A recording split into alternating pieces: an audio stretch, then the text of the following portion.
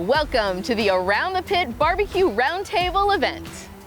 We've gathered some of the most prolific pitmasters and purveyors in Texas barbecue culture to have a conversation on the state of the industry, as well as offer advice and tips on techniques to advance your own cooking experience.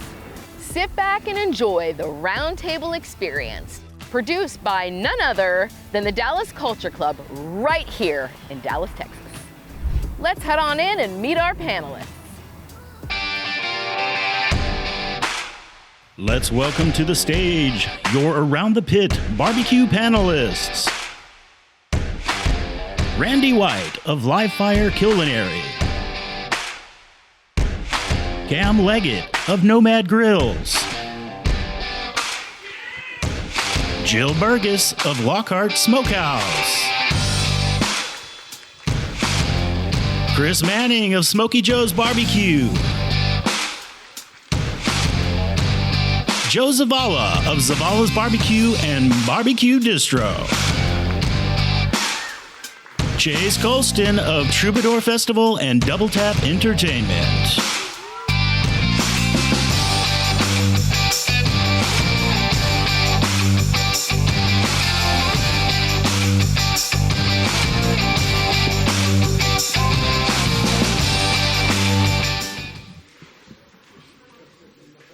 I feel like I'm supposed to play an instrument up here. Hey, look at this beautiful panel. What a beautiful, beautiful panel. So I've already been told by our sound engineer back there, David, that we have to talk close to the mic as if... Awesome. Just like that. Bring it on in. So we will try our best. Okay, well, thank you guys all for being here. I know everybody is so interested in hearing from you. Why don't we start out by introducing yourselves? 30-second introduction. We'll start over there with Randy. Come on down the line. So I'm Randy White with Live Fire Culinary. I'm actually local here in McKinney, Frisco area. I have a private chef business, and I'm also a restaurant and menu development consultant. I do marketing and so forth for food-based small businesses, and I've these are my people, man. This is my barbecue family. I have both a kind of a chef side and a barbecue side, and many of the people in this room are they've become family over the years. So I'm excited to be here, but more importantly, I'm really excited to be a part of Chase's event because he's kind of become like barbecue family too. Nice. Well done. I'm Cam Leggett. I'm a co-founder of Nomad Grills. Gosh, I echo all of that. What an incredible community. We're such fans of the whole program here and feel like everyone is really family. We've been to every Troubadour so far and are not planning to stop anytime soon. Just loving it. Some of my guys over here at a table, probably hanging out by the bar over here. You got Tyler, Calvin, you got Grayson back there, Victor. These are my guys. Couldn't do what we're doing without these guys. Go Vic. See? Happy birthday, Vic. It's Vic's Happy birthday to you. He chose to do this. Happy birthday to you. Happy birthday, dear Vic. Happy birthday. Happy 21st, Vic. Thank you. Sneaker. Oh, goody, I get to follow that? Yeah. Hi, I'm Jill Bergus. I am the owner of Lockhart Smokehouse. I'm happy to be here. I'm happy to hang out with Chase and all these fabulous folks whenever. I've got my great group of table right over there. Hi, y'all. So happy to be here. Hello, I'm Kris Manning from Smokey Joe's Barbecue. We're located in the Oak Cliff area. And I'm just thankful to be here with so many great pitmasters, owners, and just grateful for the opportunity. Joe Zavala, I'm just here so I don't get fined.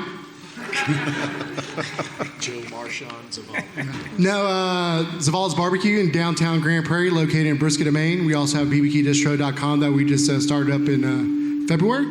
Just really appreciative Chase let us be a part of this, and cannot wait for October the 21st. You got it, bud. Oh, got it. Didn't even need a system. Chase Colston, co-founder and co-owner of Troubadour Festival. Just real quick on my end, Cody Johnson, who you saw in the video, not the country singer, could not make it tonight with his family. Cody recently moved back to East Texas, so he couldn't make it this evening, but he wanted me to send along his thanks and regards, and this has been a truly humbling and exciting and really awesome experience. He got to see the documentary a few weeks ago, and he said, give them hell, and we'll see you all in October. I got questions. You got answers. But honestly, I want to really let you know that conversation is welcome. So even if I start off by a conversation starter, I'd love all of your input. So please don't feel left out if you're not the first one I talk to, but definitely want to make it a conversation. So I'm just opening that up. You know that already, but just in case. All right, we'll start with Chase, the man of the hour. As we just saw, the Troubadour Festival is more than an event. It's a cultural statement. How do you believe the festival has shaped or mirrored the community that it serves? And what can we anticipate from this year's Troubadour Festival? I think over the last 10 years or so, even from the Red Dirt days up until now, it's really shown the elements of family, of camaraderie, of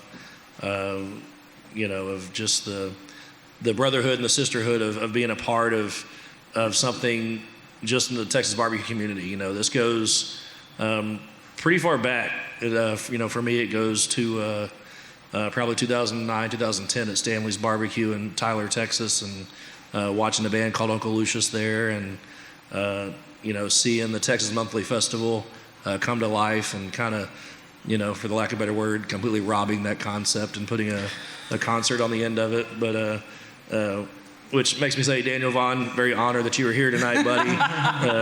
Trying to hide back there. No, it's hey, real quick, I'm not sure Daniel even knows this story, but I come from a newspaper background. I was a sports writer for many years, and I was working for the Tyler paper for a very long time. And our food editor wrote a story on Daniel about his blog called Full Custom Gospel Barbecue. Lee Vickery was her name, and I actually designed the newspaper that day that Daniel's story was in, and that was my introduction. It's like, I love barbecue, so I started reading it. And as the popularity grew and Texas Monthly became about, and I got a new job, and to shorten the story, it shows the progression of how barbecue has completely altered the state of our state. There are people at this table I've known for more than 10 years, and out there I've known for just as long as well. And it's really cool to see the love and the connections and everything that this festival and this world of barbecue has brought us to. I was there last year, and I felt the love. And because I was there asking questions and talking to people, I felt it on steroids because I was really hearing that feedback. And so I'm going to ask a general question, and whoever feels like starting it off. But I'm interested to know how the diverse talents that are in that festival, there's the best of the best, of the best of the best. How does it impact your own journey and your own craft? I don't know. That's a great question. That is not for me. Let me see what I can do here. Come on, Cam. No, I mean I think it's amazing anytime you see a lot of people coordinating toward the same effort. And like we saw in the video, it takes literally hundreds of people to put an event like that together. And the amount of coordination and what that means, to be able to work with so many different people and bring it together quickly. I mean, that's an amazing thing. And they continuously just put off a good event. Yeah. Yeah. Okay. Jill. Quick clap. Oh, goody. Jill. You come from barbecue. I know this, but maybe not everybody in the room does. Growing up within the world of the Kreitz market, I'm interested if you could share a memory or a story that captures the essence of Texas barbecue from its roots.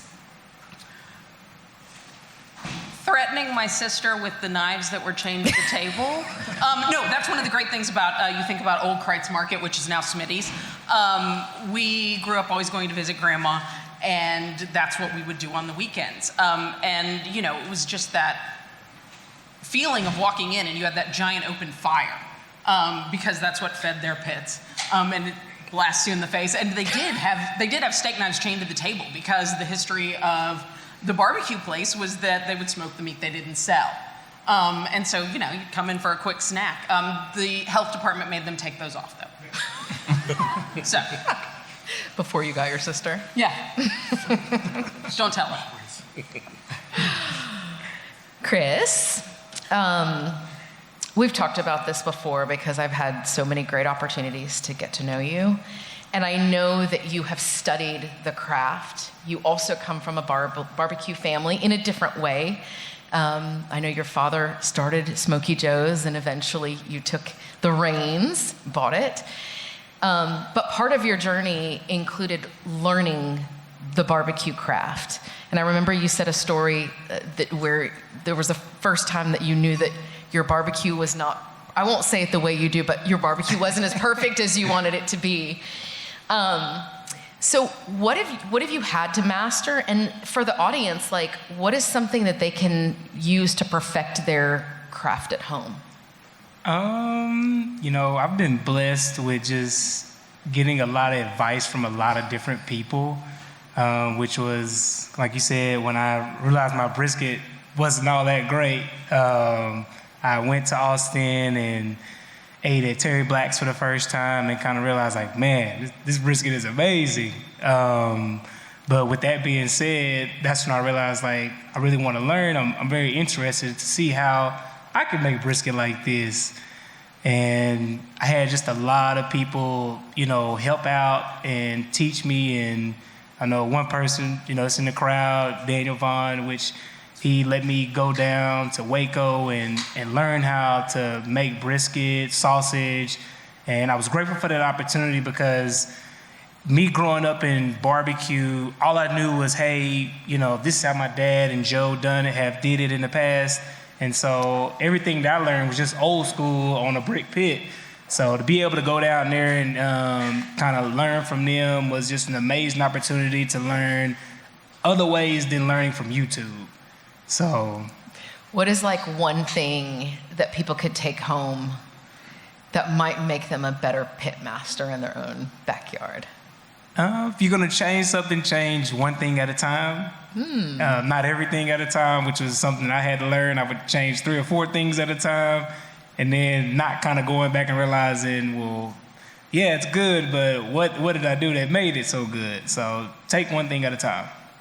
Yeah, that's one thing that I have learned, if you will. Not that I'm a pitmaster myself. I actually use the grill, believe it or not, but it's an art and it's a science, but it's both. And so it really is this like this beautiful marriage between the two, those two things.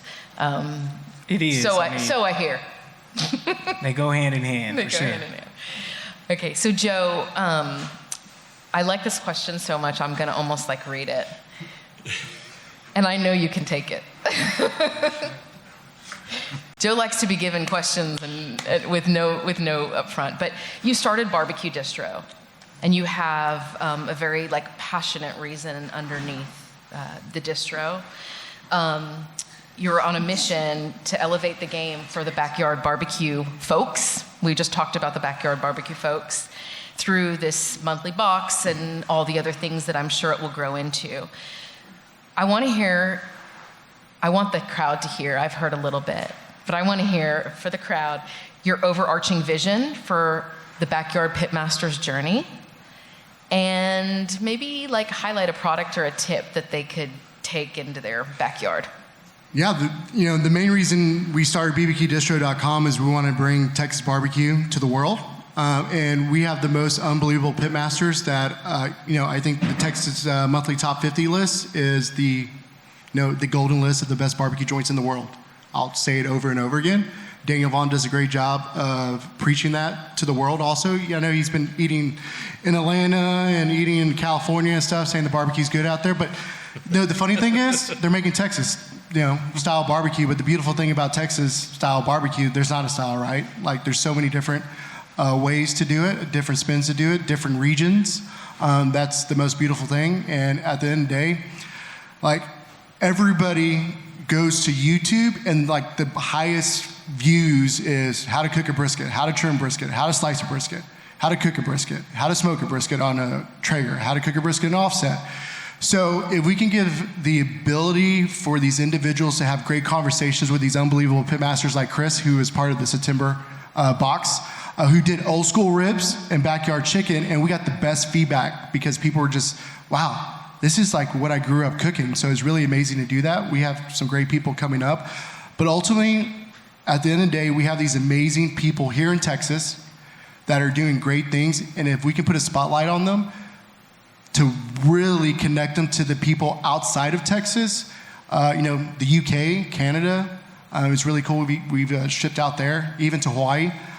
So I think there's a lot of opportunity there to shine the light on the best pitmasters in the world that are here in Texas. Yeah. What about a tip? So Jordan Jackson, who's one of my mentors, I used to have so many notes. It was annoying. And one time I went in there when they were, Bodacious Marbly, number 4 on the Texas Monthly list. He had a 44 farm hat on, and I said, how do you get 44 farm briskets? He said, you'd be number 4 in the state. I was like, oh shit. I was like, okay. And I was like, hey, is there any way I can come and like just watch? He's like, sure. He gave me his number. Next day I texted him and said, I took these 3 days off, can I come? And he said, yeah, come. I went there. I just watched, didn't say a word, and barbecue's done when it's done. That was the best thing I ever learned from him. Like I was so much like stressed out about it. Literally, your barbecue would tell you it's done when it's done. Wow. Okay. Is it like the color? No, like does it speak to you? It's like one of those things, like there's only so much like science and numbers and everything. It has to go with the feel and just screwing up. Like the more you screw up, the more you know what not to do. Yeah. You said something when we did come to interview you, and you talked about like, barbecue being like one of the biggest ways of showing love. My grandmother always taught me to like cook with your heart. So I feel that. Like you just feel it. You just know in your heart it's done. Oh yeah. Okay, Cam, I want to go to you. You have been a part of the creation of obviously Nomad Grills.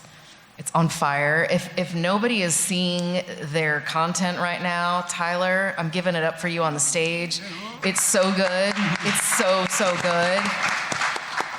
Commercials and the whole thing. And it's really, I feel the brand starting to create a personality. Like I can feel it as somebody that's watching it from afar. Anyway, you've positioned yourself as a game changer in the portable grill industry. For a very high-end, beautiful grill that I know a lot of people are using.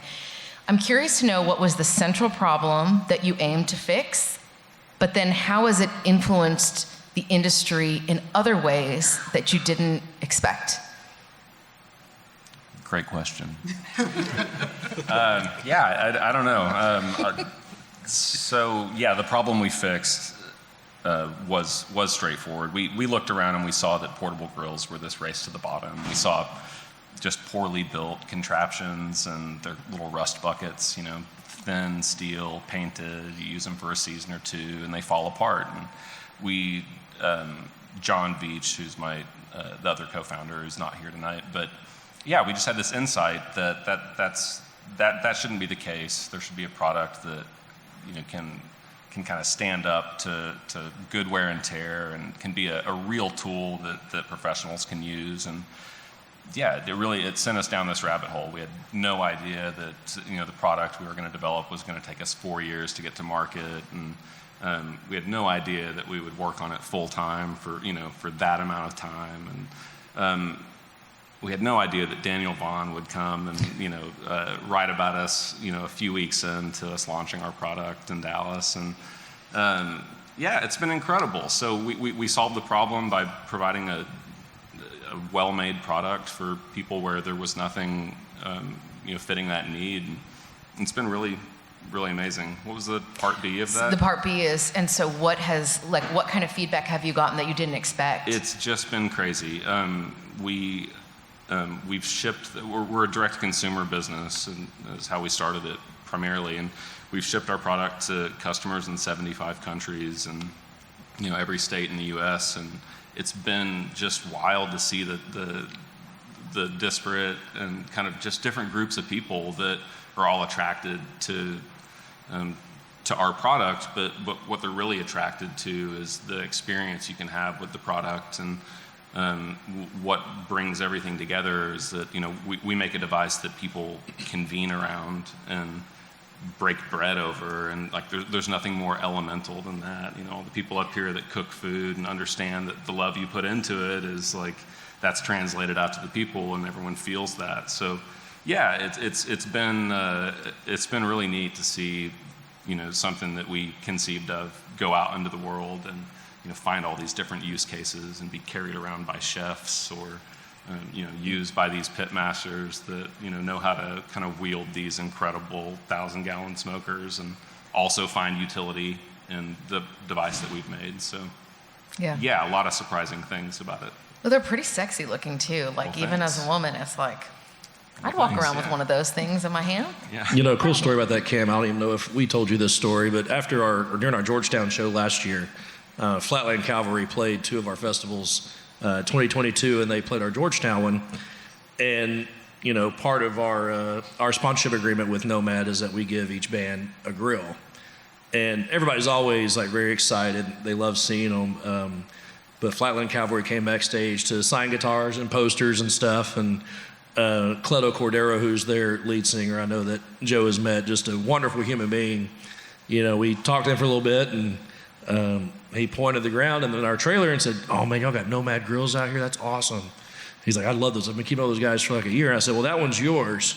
And he almost cried. Aww. It was really crazy. This guy who, wildly successful band who's really, come a long way, and that we see these guys on a kind of a celebrity level, and then they see a product on a celebrity level, and being able to be given that was really cool to see. Kind of have a similar story with Nick from Stanley's. We did a content shoot with him, and I pull out the Nomad. He's like, "Oh my God, I've been looking at that." I'm like, "Well, it's yours." He said, "You're kidding me." He was the happiest person in the world. It's awesome. The greatest thing in the world. That's really neat. It's fun. That's never going to get old for me when people, are attracted to it and, want to have it and then do and then really appreciate the love and care that went into the product and then get to make incredible meals on it to share with people. I can't see anything more fulfilling than that. So. And that's it for me. No, you move that microphone closer. I'm going to get in trouble. Randy. You're a live fire chef and a consultant, and so you've got your hands in the meat of what people are going through right now and what the future looks like, the innovation. You're helping people innovate. That's right. Is that right? The answer to that was yes, not a question. I'm so glad I got that right. I want to know, what are some emerging trends? What does the future look like in the barbecue world, and what advice are you giving out? So I think barbecue has hit a point of maybe not saturation, but close. I think there's been a mass influx of new operators, people jumping on the wagon to try and start up barbecue businesses. I think it looks sexier than it is. You can ask any of these guys up here; they'll tell you it's an incredible amount of work, and it never stops. It's 24/7, and so I think you've seen kind of, especially post-COVID, a huge saturation of operators. You can only make barbecue so good, and I think what's going to end up happening is there's going to be a shift towards fusion and using barbecue. There already are some people who do like the Mex-Q and things like that. There are already some, like Blood Brothers down in Houston, they do Asian and so forth. I think that's the trend, is going to be using awesome Q to make really cool and innovative dishes. So, and that's certainly what, for my mentorship and advice is to, to a lot of the operators who are seeking out my advice right now is be innovative. To use what use the barbecue as a vehicle to something different, and I think that's going to be the trend. Yeah, I mean, you're definitely seeing some of the fusion a little bit with barbecue and fusing it with other things. What are your thoughts about that? The fusion, making, blending barbecue with other, with Asian style, etc. I'm a chef. I love it. I mean, you get to use your creativity this way. You get to use a brisket in a Vietnamese style, or I love Mexican style brisket, tacos, guisada, things like that. I love stuff like that, and I would rather have that than I would a couple of slices on a plate. But that's only because I've had 4 million slices on a plate. So I love when people show me something different. I love when people show me something that is, they've not only taken incredible barbecue, but then they've taken it one step further and created something they've created something incredible with something that was already incredible. I love that. Yeah. And I think people are inspired by that. It's because you can only make a brisket so well done. You can only make a turkey or ribs. They can only be so good. There are only so many spices. There are only so many woods you can use. There are only so many ways that you can prepare something. But to then take that and infuse it into something else and make a dish or some sort of a composed set out of barbecue is I think it's inspiring. It's fun. It's fun. It's creative, and it I think it kind of tends to bring about a whole different set of emotions as people eat really, really incredible quality food. Yeah. That's maybe used in a way they didn't think could be done. Yeah. It's interesting. I went out with my husband this past weekend, and we repeated a place that we love. And we did not love it, but I said to him on the way home, I'm like, it's so interesting. Like, it's never as good the second time. And no offense to anybody, but it's just one of those things. The first time it's always like this, wow. But it's the experience, right? So you have to feel the drinks and all the other things that go with it accordingly. It was really good. I don't mean to say it wasn't. It just, the first time it was like, wow. So that's all. Joe, I'm going to go to you with one last question, and then we can go to Q&A. But I know you've got a really strong relationship with 44 Farms, and I know you sort of briefly brought up like sourcing and working with them.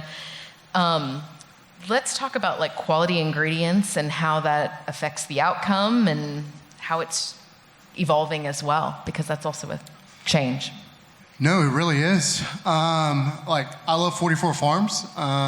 Number one, because they're based out of Cameron, Texas, and Mr. Bob McLaren is one of the nicest individuals in the world. He actually is from Grand Prairie, so that's another thing that I absolutely love, and we're located on Brisket and Maine, so it couldn't be a better partnership. And just they're a first-class organization. And you want to work with people you like. You want to interact with partnerships with people that you like, because at the end of the day, this is hard work. And if you do not enjoy the partners or the friends or the people you interact with on a daily, weekly, monthly, then why are we doing this? Our time is short. We have to enjoy every moment of it. And ultimately, we don't have time to have these relationships that don't bring us joy, because why? Hear, hear. But they're amazing, and I'm just really fortunate. Hopefully, this thing goes on as long as I'm here, because I absolutely love them. like that. Okay, we're gonna go to Q&A, but is there anything that is on anybody's mind that I didn't ask you that you wanna add to any questions or? So Chase, Yeah, ask each other something. so in 10 years, where do you see Troubadour Fest? Hopefully existing. I feel you. Yeah. Times are tough. We're in a recession. Yeah, I think my restaurant owners and consultants and business owners can attest here. So, the first 6 years I did an event, it was somebody else's money, and it was people's money that had a lot more money than pretty much all of us in here outside of Joe Zavala. But when life threw a curveball and suddenly it didn't become somebody else's money, it became my best friend and I's money, and you wake up at 3 o'clock in the morning and you look at your wife and you say, thank God you have a good job, because truth. It's been and these barbecue restaurant owners will tell you, it's been a very hard year. It's been difficult. We're seeing a time where people are really starting to become cognizant of how much money they're spending eating out, or how much money they're spending on fees to go see Taylor Swift and Morgan Wallen, and as they continue to give Live Nation and other major corporations money and not your small business owners. So stop going to Chili's and eat at Zavala's and Smokey Joe's and Lockhart Smokehouse, and don't go see Taylor Swift. Come to Troubadour. But no, it's just that is a dream. But it unfortunately, it really is true. We're seeing, I have seen the death of 2 independent music festivals this year alone. One of which is directly associated with someone who is affiliated with Troubadour Festival, and then others, and almost another one on top of that hopes that next year that they can stay alive. And we see small business after small business and barbecue restaurants in Texas who, through no fault of their own, have resorted to beg for business. And we love what we do, and we give everything that we have, and we get loans, or we take big risks to open another day and pay staff another day, or pay an artist another $100,000 that they may not necessarily be worth, in hopes that it keeps the business alive. But in 10 years, that the dream will always be there. This is what we love to do. These people to my left and so many others have been family. They've been friends. We've been to each other's weddings and cried together, laughed together, probably drank too much together. But it's all of that culminates into being the reason why we do the shit that we do. And I'm going to wake up tomorrow and I know that Zavala's will be there as long as people like us continue to support them, and Smokey Joe's and Lockhart and all these other things. And I try to remind myself of that on a daily basis when we go out to eat, we go drink, or make these decisions in our lives to spend that dollar where we feel like it's mattering the most. And we're seeing that more than ever now. But in 10 years, we're gonna fight like hell to still be around and still doing stuff like this together, because I know these guys will tell you, and same with me. Excuse me. I can't imagine doing anything else. Yeah.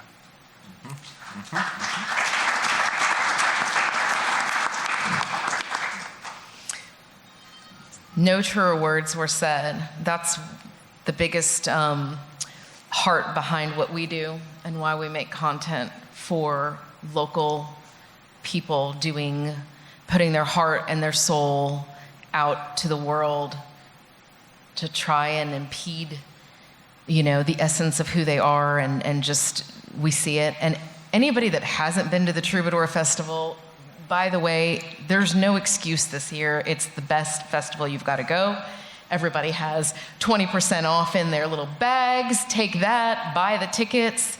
We've already given out 3 sets of tickets. There's more to come, so there's no excuse. Everybody has to go to Troubadour this year. Amen. Yeah. Tell all your friends. Tell all your friends. Lots of cold beer. Well, yeah, it is really the best time. Such a great time. Cold, okay. I'm sorry.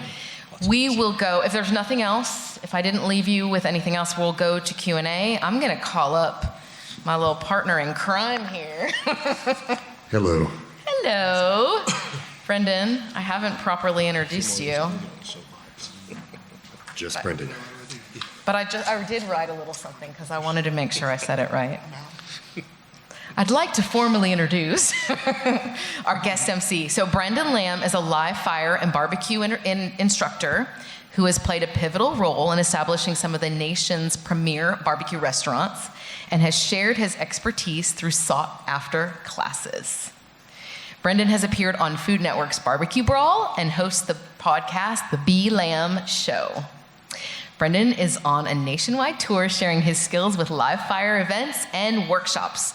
Please give him a warm welcome. Thank you so much for doing this. You're a rock star. And that hair, it's the hair for me. Yes, yes. My God, that hair. All of it. I'm insanely jealous of that hair, by the way. Look at that hair. It's gonna not last for a long time. It's Luscious hair. It's going away. So I guess if somebody has a question, you can raise your hand, you can shake around, whatever you want to do, and Brendan will come to you accordingly? Yes. So let's start this thing off. Who has questions for our panelists up here? I can't see anything. All right, not everybody all at once. Yeah. Any How many people have been to the Troubadour? To one of them previously. Raise your hands. You've been to Troubadour before? Oh my We've got a gosh. bunch of newbies Yeah, to come no- this year. Oh. Perfect. Yeah. So if you have not raised your hand, you have not been to Troubadour Festival, have y'all been to another festival? Have y'all, any of y'all that have not been to the Troubadour Festival been to the other festivals that are kind of the same? Not the same, but like the Red Dirt Festival that Chase used to do. Anybody ever been to Tyler and went to that one? Okay. Well, Troubadour's better. So come check it out. Trey, what you got? You got a question for us? They covered everything. Trey knows a lot of barbecue. Yes, 1 second. Let me come over there. Anyone on the panel, just maybe speaking to the newbie and trying to smoke or barbecue, or maybe a great tip from each of you that we could take away, whether it's flavor and your favorite seasoning or just anything you can tell us, because we're very new at it. So I want to start. Please. Because we have a lot of customers that are, trying things for the first time, or, maybe they've purchased their first charcoal grill. So I think patience is the most important thing, and failing a few times, maybe almost on purpose. You just have to get into it and make some mistakes, and then, you learn what to do really quickly. I would say one tip that I learned in the barbecue land, bring your meat to room temp before you start it, because then you don't have to fight it with your fire and your smoke and all that good stuff. And also be sure to give your rub plenty of time to permeate. What I would say, go to BBQ Distro. We actually we have tutorials on YouTube, and we actually send you out a box and everything. You can use those seasonings, you can use those rubs. We actually put the recipes on the YouTube channel to kind of let you know, hey, this is step A, B, and my suggestion, you can use that as your foundation, and you can tweak it from there to add the seasons that you like to it. So do I send you the check tomorrow, or do you need the cash right now? Damn, bro. I love it. I thought you were going to say ditto. Ditto. That's really cool. That's ultimately what we're trying to do, is bring that knowledge to you. But ultimately, I think it's how much time do you want to cook? Do you want an all-day cook? Then, okay, you're going to do something like a brisket or a pork butt. Or do you just want to grill? And I think grilling is the good intro to just fire. I think do some pork. I love pork chops. You can't really mess them up, and if they are a little dry, that's fine. You can put some sloppy Juan sauce on it, or some Smokey Joe's rib sauce on there. Or, like a steak. You get a beautiful 44 farm steak at 44steaks.com. get you a ribeye because you're paying for that unbelievable insurance, that free meat butter in there, so you can't really screw it up. Or you want to do chicken. Chicken's great, but get it thighs so you have that little extra insurance so it's still moist. I like my chicken a little more like 170, 175, but that's okay because I like to dip in A1 sauce or something else. But you forgot, and you throw it on the Nomad Grill. You throw it on the Nomad Grill. That is a great tool that you can use. You can actually fit up to 30 hamburgers on there. I think you fit up to I think today we cooked about 10 44 Farm Prime ribeyes on there. Did an unbelievable job using that Zavala's barbecue fajita rubs. You can find it at bbqdistro.com. Sorry. Yes. Oh, while you're drinking cold Lone Star, you're doing it. Don't forget. Yeah, never forget. If you've never been to a NASCAR race, now you have. So I've got one. Enjoy the process. Don't take it so seriously. I mean, you got to follow. You have to follow a process. You have to follow, kind of a set routine and so forth. But allow yourself to enjoy it, and don't think don't think it's gonna be an absolute masterpiece the first time.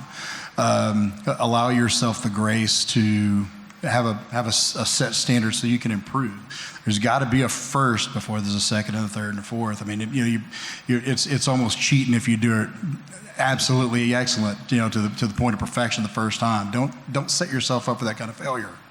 So, and also if you're doing a large roasted meat like a brisket, the hold is just as important as the cook. So because it gives it time to rest and it gives it opportunity to kind of redistribute juices and relax your meat strands and so forth. Make sure you cook it 100% complete. There are a lot of people that will take it and try to finish cooking in a cooler or whatever, in some sort of a hot box. Finish your cook, and then put it in hold for hours. So you need to start a day in advance, and it's not that big of a daunting task. Just say you're going to do like a brisket. Start the day before and allow yourself 8 to 10 hours worth of hold. So if for some reason it takes longer to cook, you don't have people waiting on you for dinner, looking at their watch and saying, so do we order pizza again tonight, or are you going to have this done in time? So allow yourself to be set up for success, and allow it to be a fun process instead of being under the gun and stressed out. Or just go to your favorite local barbecue spot and pick up a brisket there, because I promise you, you don't have to worry about it. We're going to have it ready for you to go and slice it up if you want. We'll give you extra sauce. We'll give you pickles, whatever else you need. And you can tell everybody you made it. Tell everybody. I do not care. It is okay. So do not be scared to fail whenever you're going on your little journey of starting to cook. Do not be scared to fail. Don't change more than one thing at a time, and make it fun. It's got to be fun. What's the next question? What we got? Now, if the next question is about starting a music festival, just pardon my language, but just don't fucking do it. Okay, thank you. So, I'm coming over. This is for Cam. I know Nomad is put themselves out in a lot of these festivals in different areas. You guys do your own event, Camp Nomad. Is that coming up? Can you talk a little bit about that? Yeah, thanks for asking. So yeah, we're based in Oak Cliff. Right now we're on North Bishop, and we've been working on our new headquarters for a little while. We're going to move into soon, and we're going to have our Camp Bishop, our second annual Camp Bishop, on October 14th, and hopefully at our new space at Clinton and Davis. But it's absolutely beautiful. Thanks, buddy. Oh my God, so beautiful. Thanks. Labor of love. We've been, when we started the business, it was, a couple guys, and we're in basically an apartment office, and now we have 7 people full-time, 7 dudes. We're crammed into a small office. It's very kind of startup 101, whatever you picture, a bunch of dudes together just trying to figure shit out. It smells great. We eat way too much red meat. We drink too much beer. I had a full head of hair a year ago. So, but yeah. Like Brendan. Thanks. Yeah, I did. Yeah, that luscious hair. Just like me. Gosh. So yeah, October 14th, we're hopefully going to have we're going to have our Camp Nomad. Hopefully it's going to be at the new space. But yeah, come by and see us. It's a great spot, and you can always come in and kick the tires on a Nomad, check it out, talk to the guys, learn how to use it if you have one or want any tips.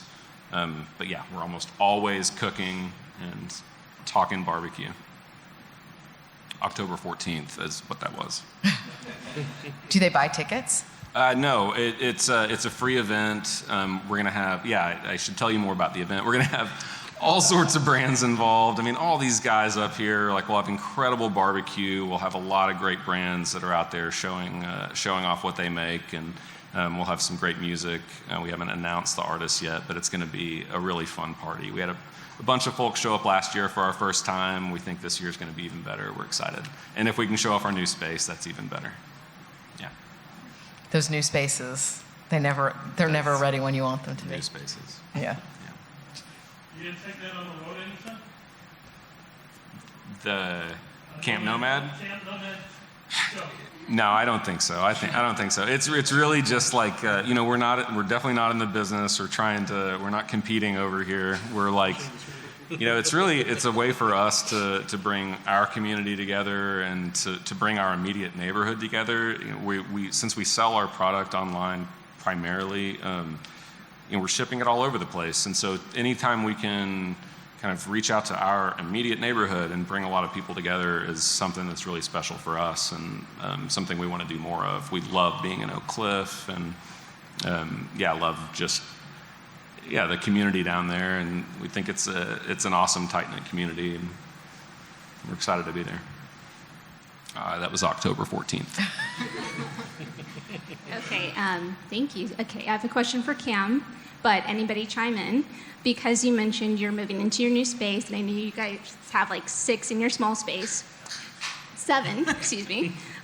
Question on team building at early stages, because I launched Westero 8-9 months ago. Yeah. That's where I'm headed, and I love the group that you guys have. Truly inspiring. I come from different fashion background and consulting, and the way you guys wear so many hats I find truly impressive and love the energy.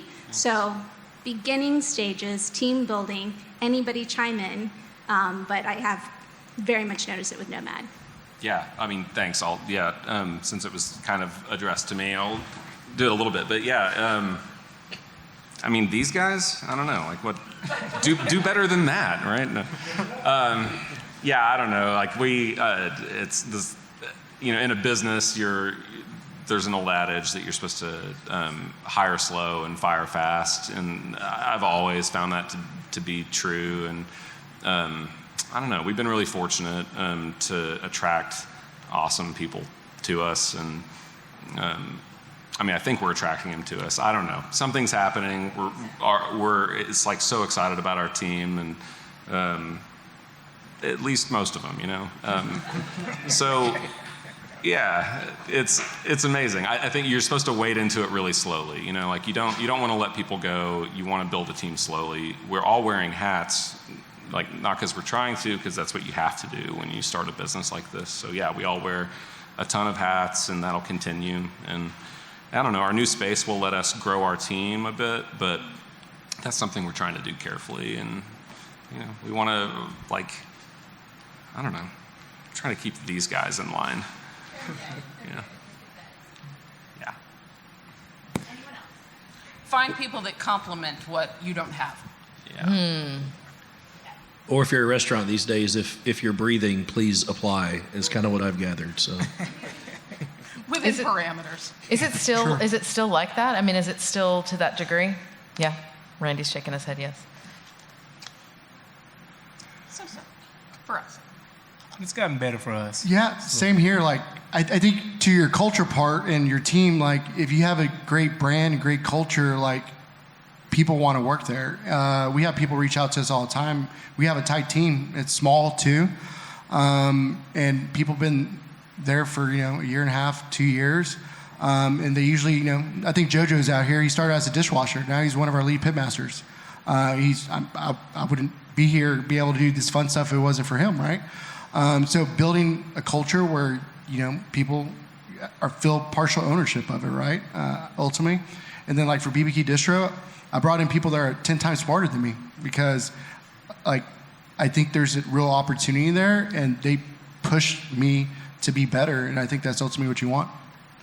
Yeah. First of all, you have an amazing team, period, end of story. And I've told them all that.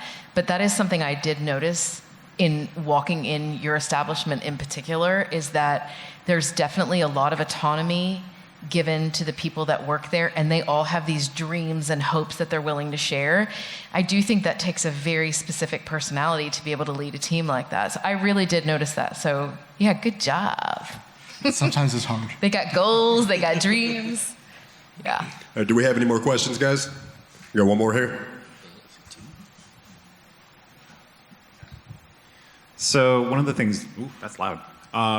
One of the things I keep hearing a lot from you guys is, you all are entrepreneurs, you're business owners, but you guys are teaching a lot too. How is that important to not only your business, but just like you personally? I think it's kind of funny, right? When we opened up our barbecue joint in downtown Grand Prairie, like our kind of barbecue, wait in line, slice, like we had to educate our consumers how to order, right? And then even now we're having to educate the people, that are wanting to learn how to cook.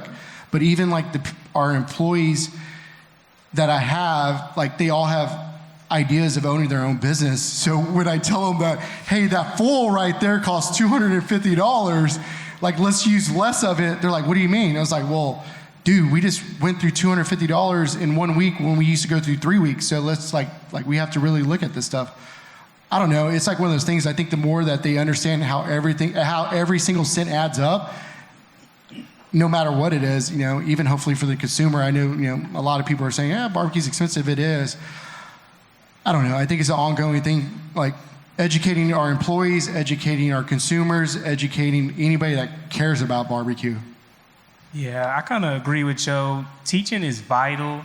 Coming into a business, I know me, I feel like, I can do everything. I can trim all my briskets, I can cut all the meat, and I had to learn, as things picked up, you can't do everything, and now you have to become a teacher, and I know my patience is short, and so that's something that I've had to really work on and really just take a thorough look at my business and say, okay, how am I teaching? How can I become a better teacher? Because each and every one person in here is supposed to represent the brand and what we're putting out. And so teaching is so vital because you can't do everything. And I mean, starting off you can, but once you get, busy and kind of get to a certain level, you can't. And I think that is so important to keep consistency is teaching, so. Yeah, I think everybody has a dream of barbecue, and that's right. I start in my backyard, you do a pop-up, and it's fun.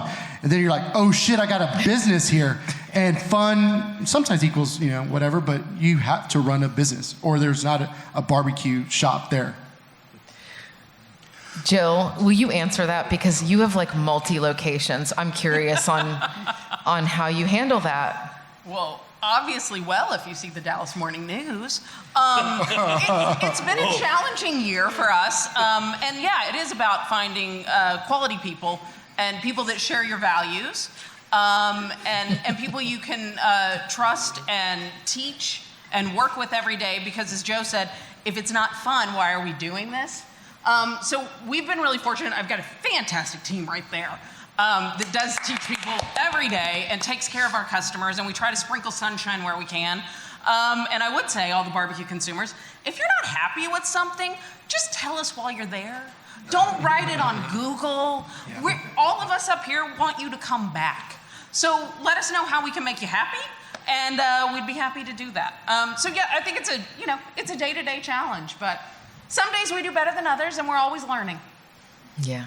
It's just part of the journey. That's what makes it fun. So the one common denominator that every craft barbecue joint has, every craft restaurant period has, is just twofold. It's love and passion. You got to have a passion for the craft to put out really, really amazing food on the daily to scale. So And with that passion comes a need for stewardship. If you may have a passion, but to their point, if you don't hire people with that same level of passion, help develop their skills and talent, and help kind of inspire and spark that within them, so that they become part of the system that allows you all to be successful. It's an uphill climb, and so there's an inherent need for stewardship and for mentorship and so forth, to try and bring up the next generation, if you will, of pitmasters and entrepreneurs for those who aspire to be. So, but with that, that level of passion comes a need for the stewardship and mentorship. And I'll say this: for a pitmaster, you only have really 2 avenues. The first avenue is come ask me for more money, or the second is go open your own place. There's really nothing else. And I'll piggyback on that as far as like you talk about leading people and teaching and things like that. There's also no room for, and most of us already do, but also finding and having your own mentor as well, I think is extremely important. I have mine. I know these guys up here have had theirs. You hear Joe Zavala talk about Jordan Jackson, who, of Bodacious barbecue fame and Franklin Barbecue, and the inventor of the mother clucker at Stanley's in Tyler. And I remember hearing about this guy named Joe Zavala years ago, and Jordan saying, "Hey, this guy's gonna do great things. Keep an eye on him." But along that way of having to teach people, we still need to learn. I've been in the music business for 10 years, and there are more things every day that come up, and I have no clue. So, it's the constant need to, while you teach, but also learn, because in this day of technology and people's ability to completely ruin a person's livelihood at the press of a keyboard, it's important to really be able to put yourself in that place to do what you can to stay viable and to continue to be successful. Okay, that's about all the time we have for the Q&A part of this. We're going to go ahead and raffle off some more of these prizes here, but y'all don't forget to stick around. We're going to do a group picture. So y'all give them a round of applause. Thank you all, everybody.